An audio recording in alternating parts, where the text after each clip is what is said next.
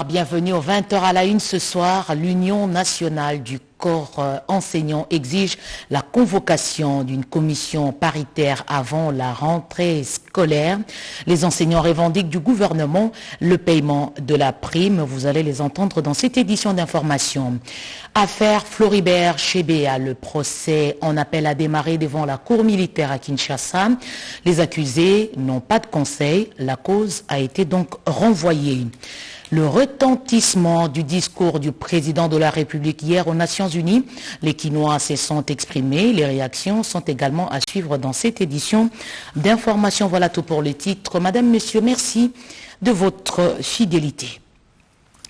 Retour sur les coulisses de la 76e session de l'Assemblée générale des Nations Unies. Plusieurs chefs d'État ont évoqué lors du débat général des thèmes liés à l'économie, à la sécurité et à la crise sanitaire.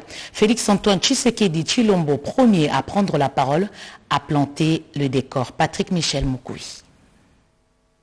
En cortège comme Biden ou à pied comme Erdogan, les chefs d'État sont arrivés en dizaines ce mardi matin au siège des Nations Unies devant les médias du monde entier qui ont envahi l'entrée du bâtiment. Malgré les fortes restrictions imposées par la crise de la Covid-19, plusieurs délégations ont pu prendre place dans la salle de conférence où s'est tenu le débat général ouvert par le président Bolsonaro du Brésil. Seul chef d'État africain à prendre la parole lors de la première session, Félix-Antoine Tshisekedi a d'entrée de jeu fait un état des lieux de la situation provoquée par la crise de la Covid-19 en revenant sur les dispositions prises par les pays africains, notamment le sien, pour protéger les populations contre la montée vertigineuse des cas de contamination dès les premiers instants. Le président Tshisekedi a quant à ce rassuré de l'engagement de la République démocratique du Congo à travailler avec d'autres États membres dans un esprit de coopération pour promouvoir la santé et le bien-être général. Concernant le développement économique, le chef de l'État s'est montré rassurant en mettant en exergue le plan directeur de l'industrialisation du pays, la volonté de l'amélioration du climat des affaires, ainsi que la ratification de la loi portant création de la zone des libre-échanges continentale. Le président en exercice de l'Union africaine a aussi plaidé pour la levée de sanctions économiques contre le Zimbabwe afin de le permettre de jouer sa partition dans cette dynamique d'intégration économique. La République démocratique du Congo reste fidèle à son engagement en faveur de l'accord de Paris, a dit le président Tshisekedi, évoquant le changement climatique. Les problèmes de sécurité et terrorisme ont également été soulignés par le président en exercice de l'Union africaine comme des maux préoccupants du continent africain. La lutte contre l'impunité et la corruption demeure une priorité de notre action, a-t-il poursuivi, avant de plaider du haut de la tribune contre toute forme de discrimination et de violence basée sur le genre et l'accès à l'éducation pour les femmes et jeunes filles. De quoi rassurer la première dame Denise Nyakeru Tshisekedi, fervente défenseur de droits des femmes, présente dans la salle. Après son discours qui aura répondu aux multiples attentes, le président en exercice de l'Union africaine a quitté le siège des Nations Unies avant le début de la deuxième session du débat général. Félix-Antoine Tshisekedi pour un monde égalitaire après la crise sanitaire due à la Covid-19. Le président en exercice de l'Union africaine a fait un plaidoyer pour l'augmentation des droits de tirage spéciaux en faveur des économies africaines. On l'écoute dans cet extrait. En même temps que nous nous employons à extirper le coronavirus de la vie de nos populations, devons-nous nous atteler à relancer l'économie mondiale au risque de fragiliser davantage ces populations, de briser leur résilience et de compromettre pour longtemps le retour à la prospérité ainsi qu'à la normalité sociale. Nous ne pouvons gagner cette bataille que dans le cadre d'un effort commun et sur base d'une feuille de route définie ensemble. Ceci exige un partage des responsabilités et plus d'équité dans la complémentarité que commande la mondialisation de nos économies et la globalisation des enjeux internationaux. Dans le contexte actuel de la crise sanitaire due à la pandémie de Covid-19, les économies africaines ont grandement besoin de financement pour se redresser, cela d'autant plus que les efforts pour amortir le choc de la pandémie et limiter ses dégâts collatéraux se sont avérés nettement insuffisants comparativement aux pays nantis. Dès lors, la reprise qui s'amorce risque d'être inégale, creusant ainsi davantage les écarts entre l'Afrique et le reste du monde. C'est pourquoi l'Union africaine salue toutes initiatives portant sur le financement des économies africaines affectées par la Covid-19, notamment celle du G20 sur la suspension du service de la dette et du cadre commun pour la restructuration de la dette, celle du sommet de Paris du 18 mai 2021 qui a lancé l'idée d'un New Deal, celle du 4e sommet du pacte G20 pour l'Afrique, aussi appelé Compact with Africa, de la reconstitution ambitieuse des ressources de l'IDA 20 et surtout de la nouvelle allocation de 650 milliards de dollars américains de droits de tirage spéciaux du Fonds monétaire international pour répondre aux besoins de financement des économies des pays en difficulté par suite de la pandémie. Toutefois, les 33 milliards de DTS alloués à l'Afrique dans ce cadre sont totalement insuffisants au regard de l'immensité de ses besoins de relance économique. C'est pourquoi il est nécessaire que les Nations Unies et ses États membres appuient l'objectif du sommet de Paris d'atteindre 100 milliards de DTS pour l'Afrique grâce à la réallocation aux pays pauvres de 25% de DTS alloués aux pays riches. Au demeurant, une partie de cette réallocation pourrait contribuer à l'augmentation du capital de la Banque africaine de développement et de la Banque mondiale. Justement, l'intervention hier du chef de l'État a eu un rebondissement au pays. Dans les rues de Kinshasa, beaucoup ont apprécié sa détermination dans la lutte contre la corruption. Certains estiment que la justice doit aller plus loin que ça pour arrêter les corrupteurs et les corrompus. Iverson Kabwaba, Grace Maoso. Un discours du haut de la tribune de la 76e session de l'Assemblée générale des Nations unies qui a revêtu un caractère panafricaniste. Le président de la République et président en exercice de l'Union africaine, Félix Antoine Tshisekedi, a abordé plusieurs aspects de la situation interne de la République démocratique du Congo et de l'Afrique. Le Congolais moyen, qui a suivi avec intérêt cette adresse, s'exprime. C'est pour montrer qu'il veut terminer avec la corruption, avec les trichements, avec le vol dans ces pays. Si l'état de siège, c'est la meilleure solution pour amener la paix, nous ne faisons qu'appuyer. Quel est le pays où n'importe qui peut aller s'implanter et puis il devient roi, il exploite comme il veut? Non, il a quand même des règles. Nous sommes quand même dans un pays organisé où il y a des lois. Des solutions pour moi qu'ils arrêtent tous ceux qui volent. Pourquoi attendre, on attend, session. Mais celui qui est corrompu, vous l'arrêtez. Comme ça, les gens ont peur. Il a l'amour de faire de bonnes choses, qu'il choisisse un bon partenaire qui ont souci du peuple congolais. Tout ce qui s'est fait dans le pays est suivi de près par le peuple congolais. Il appartient aux autorités d'avoir une oreille attentive à ce que la majorité silencieuse réclame.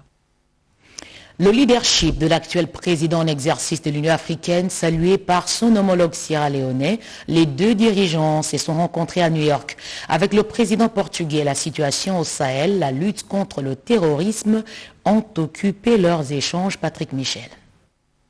Avec une volonté clairement affichée, le Portugal se dit prêt à s'aligner aux côtés de pays africains pour lutter contre le terrorisme qui prend de l'ampleur dans le monde.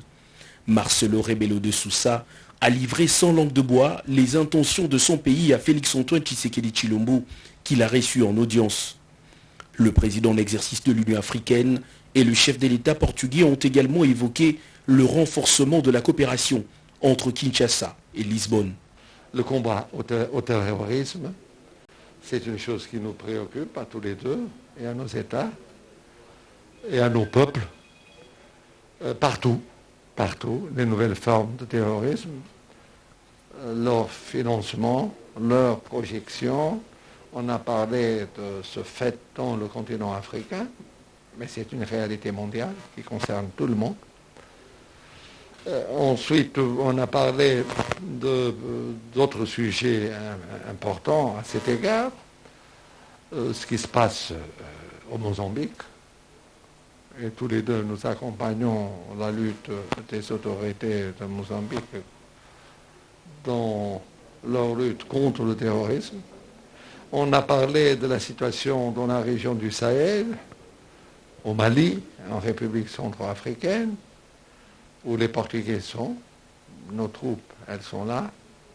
On a parlé de la coopération dans d'autres domaines entre entreprises portugaises et congolaises.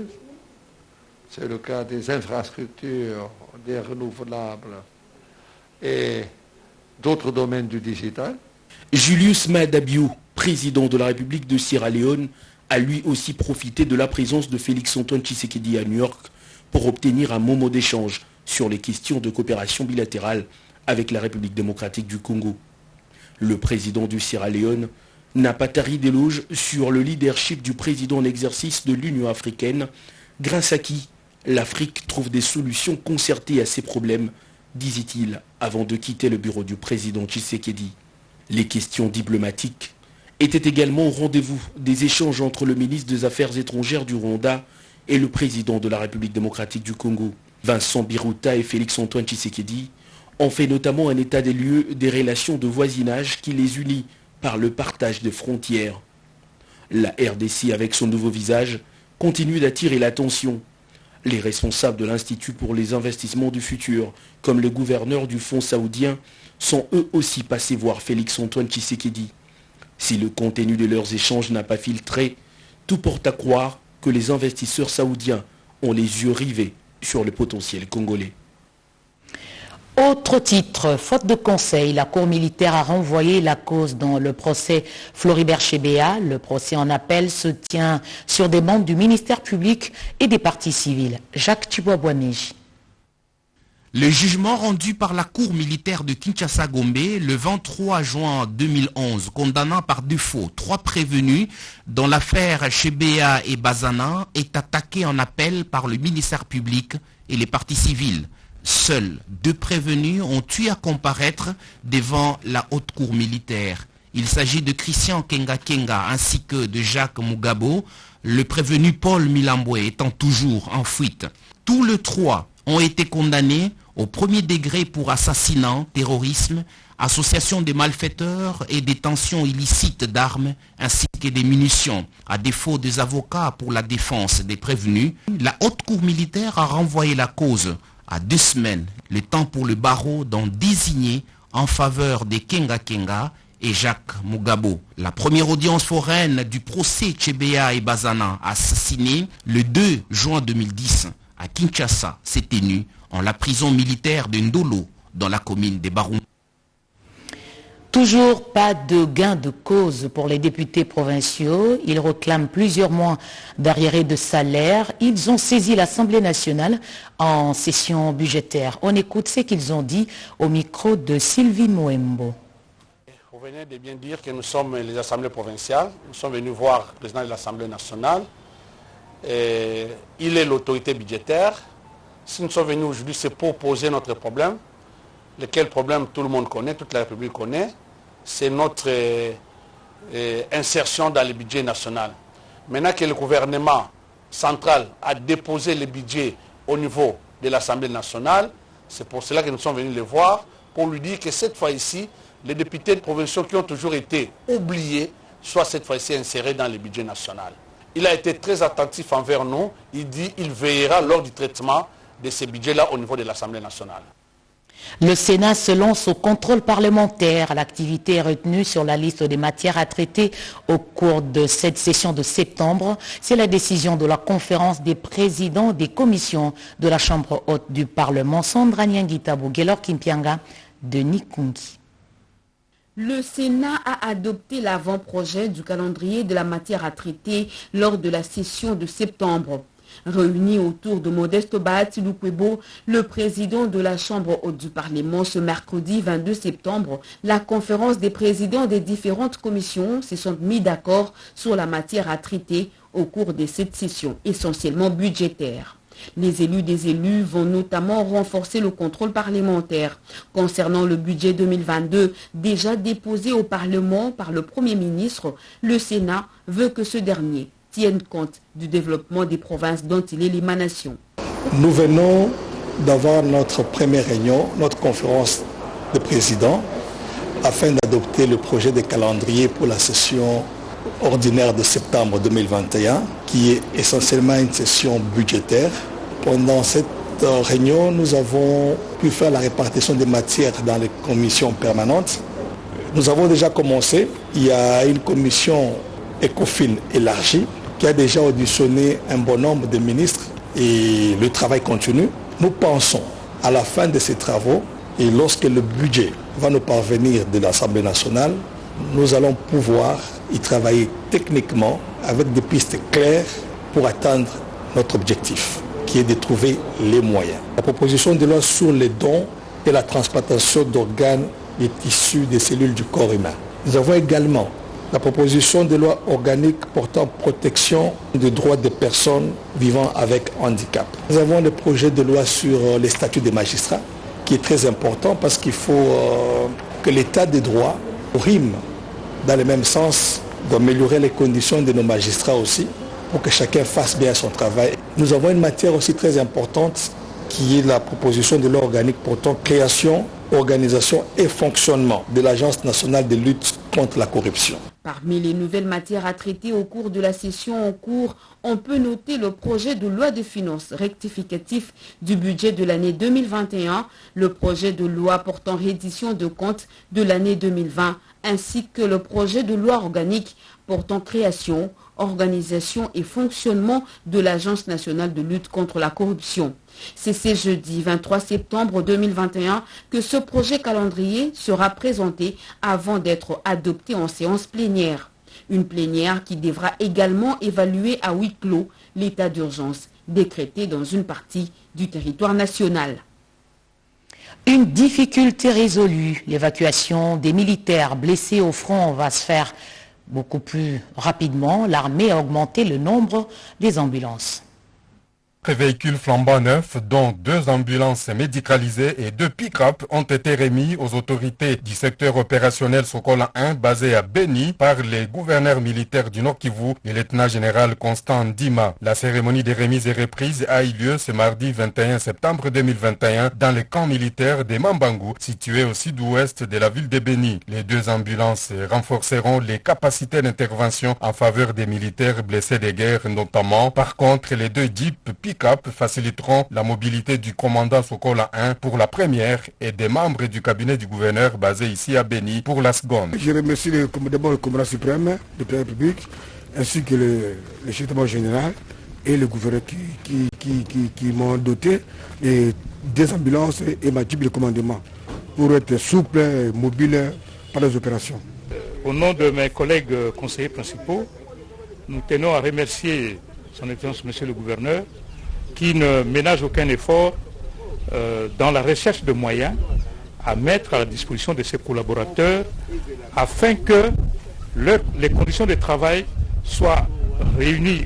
Signalons que cette remise des véhicules est intervenue peu après l'arrivée à Beni du gouverneur Constant Ndima. À son atterrissage à l'aéroport d'Emavivi, l'autorité provinciale a promis des solutions idoines à la problématique de l'insécurité qui prévaut à Beni et particulièrement dans la zone de Isale. Toujours pour l'armée, cette fois-ci à Kinshasa, des bus ont été mis à la disposition des officiers supérieurs et du personnel civil. Objectif, améliorer les conditions de travail. Jojo Ntibou.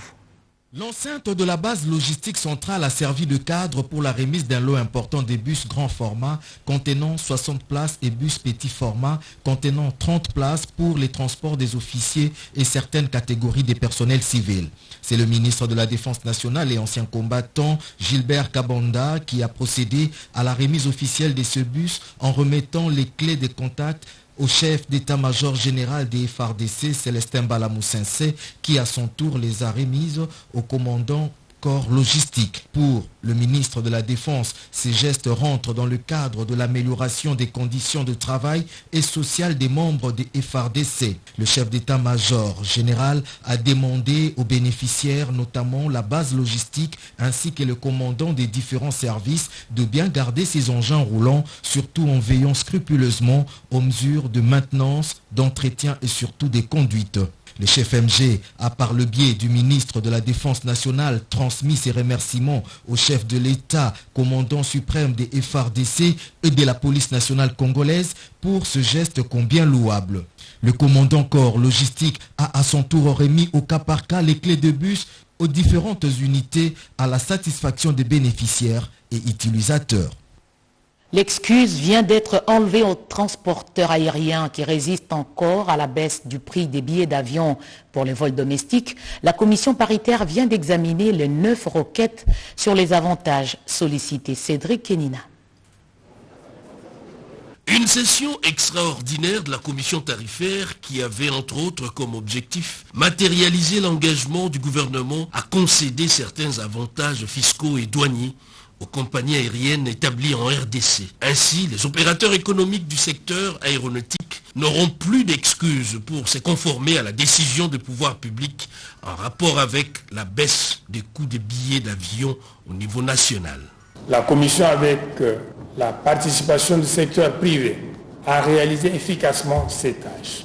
Elle a pris en compte les préoccupations de toutes les compagnies d'aviation civile établies sur le territoire national, ainsi que les avis des experts y reconnus.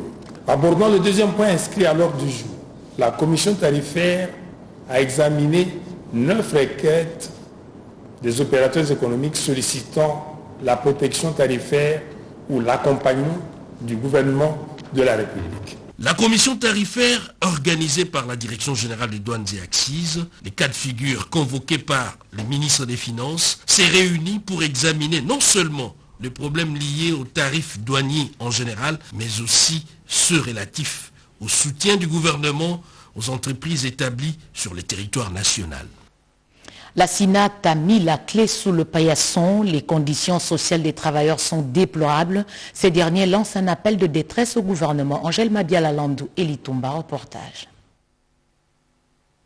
Ils sont tous originaires du territoire de Songololo, dans le Congo central. Ils ont effectué 205 km de route pour rencontrer l'actionnaire unique, afin de résoudre le problème de la cimenterie nationale de Kimpese, une usine restée à l'arrêt depuis 2010. Plus de 150 mois impayés. Ces travailleurs vivent la galère. Des foyers sont disloqués, des enfants non scolarisés, des malades atteints de l'AVC. Certains ont même perdu la vue, mais sont prêts à suivre les conversations sur la SINAT grâce à Louis. Ils sont décidés de ne recevoir que 3 mois de salaire et oublier tous les arriérés, pourvu que le bruit de l'usine retentisse à nouveau. Cette usine qui donnait vie et forme à la cité de Kimpese se meurt. Il faut un coup d'accélérateur et le plus tôt serait le mieux. La ministre d'État en charge du portefeuille, la princesse Adèle Kainda Maïna, a rassuré ses invités de marque de sa détermination de relancer cette entreprise publique qui a fait jadis le beau temps.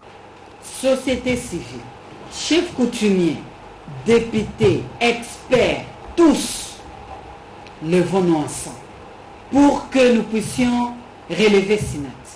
Moi, à mon niveau, je vais m'investir pour apporter une contribution salutaire à SINAT, que SINAT soit aussi enregistré dans les entreprises qui seront dites commerciales. Tous ces travailleurs meurtris ne réclament que la venue de l'IGF pour savoir qui a fait quoi et que les coupables soient traînés en justice. Autre revendication, à 2 semaines de la rentrée scolaire, l'Union nationale du corps enseignant exige la convocation d'une commission paritaire. Les enseignants revendiquent le paiement de la prime notamment. Ils ont fait une déclaration, on les écoute. Les enseignants constatent avec amertume que le gouvernement n'ait pas pu honorer ses engagements de payer les 2e et 3e paliers après la dernière augmentation de septembre 2019. Paiement de NI. Prévu pour le mois de janvier 2020, il s'avère aujourd'hui que ce dossier est rejeté au calendrier grec. Nos écoles sont incapables de bien fonctionner pendant que le gouvernement prône la qualité de l'enseignement. qu'est-ce qu'on peut attendre d'un enseignant non payé? Aucune prime n'a jamais été payée. Même la modique prime de bourse de 20 000 francs congolais dont le gouvernement a prévu de payer pour ce mois d'août. Vu le grand nombre de personnes vieillissantes dans nos écoles, l'actuel ministre a déclenché le processus de la retraite. À notre avis, c'est une goutte d'eau dans l'océan. La caisse de retraite qui est initiée à cet effet risque de devenir une caisse au profit des prédateurs. De ce qui précède, l'INECO exige la convocation d'une commission paritaire avant la rentrée scolaire 2021-2022 pour réfléchir ces différents problèmes et les résolutions et recommandations doivent être appliquées avant la dite rentrée. Question. Où va l'argent destiné au fonctionnement des écoles? Beaucoup de faiblesses ont été révélées. Tony Mwaba, ministre de l'enseignement primaire, invite les inspecteurs à une évaluation sans complaisance. Luxon Kabala.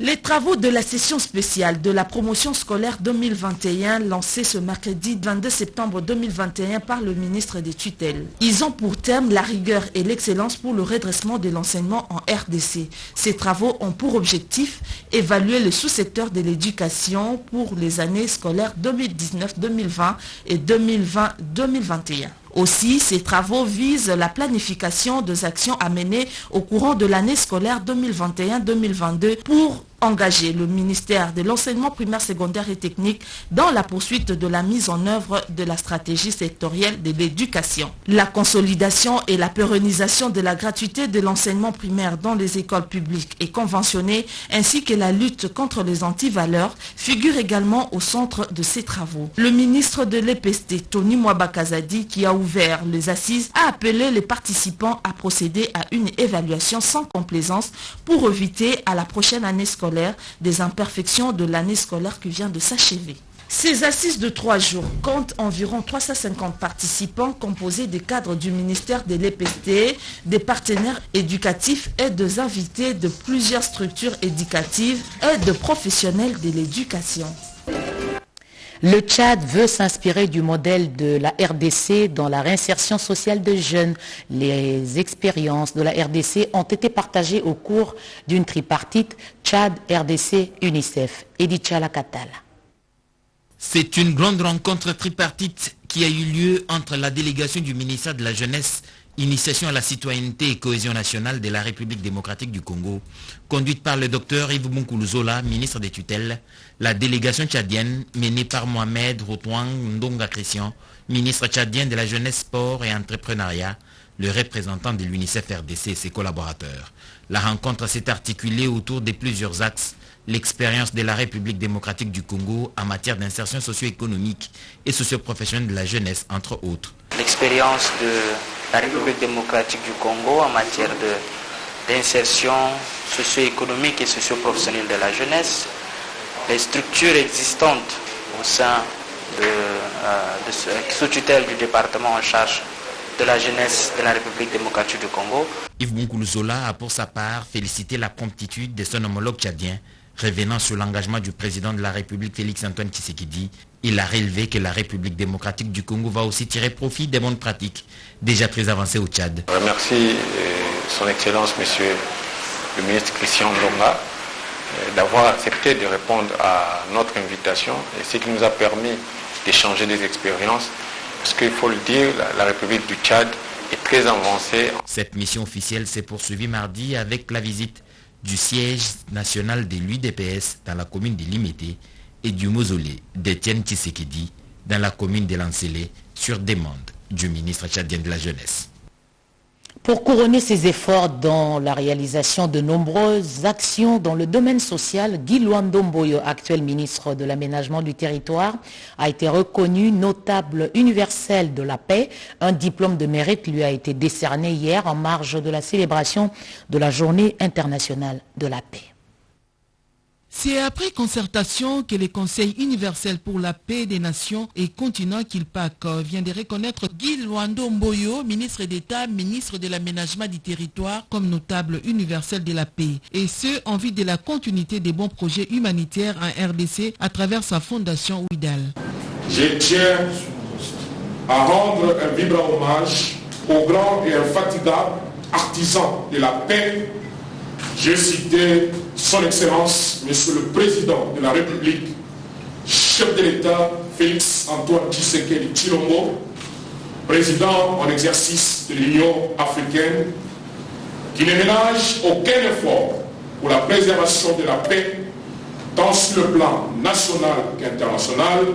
C'était dans une joie immense au sanctuaire de la paix devant des imminentes personnalités qui ont marqué le monde sur la paix, les droits de l'homme, la justice, la liberté, l'amour des autres, bref, le bien de l'humanité. En cette date du 21 septembre, journée internationale de la paix, nous, membres de la direction générale du Conseil universel pour la paix des nations et continents, qui battent en cycle, sommes dans une joie immense de votre présence en ce lieu, ce sanctuaire de la paix. Pour le directeur général de Culpac, Daniel Santou-Bikou, c'est 21 septembre 2021, journée internationale de la paix, une occasion pour lui de lancer un appel aux nations pour promouvoir, renforcer, rétablir la paix en ces moments où la paix universelle est menacée par la pandémie du coronavirus. Voilà, c'en est fini pour cette session d'information. Je rappelle que l'Union nationale du corps enseignant exige la convocation d'une commission paritaire avant la rentrée scolaire. Les enseignants revendiquent du gouvernement le paiement de la prime. Affaire Floribert Chebeya, le procès en appel a démarré devant la cour militaire. Les accusés n'ont pas de conseil et la cause a été renvoyée. Le retentissement du discours du président de la République prononcé hier à la tribune des Nations Unies, les Quinois se sont exprimés. Vous les avez suivis dans cette édition d'information. Ce journal est terminé. L'actualité revient à 23h à la présentation Getty Omatuku. Demain 20h, Sandra Nyangitabou. Bonsoir.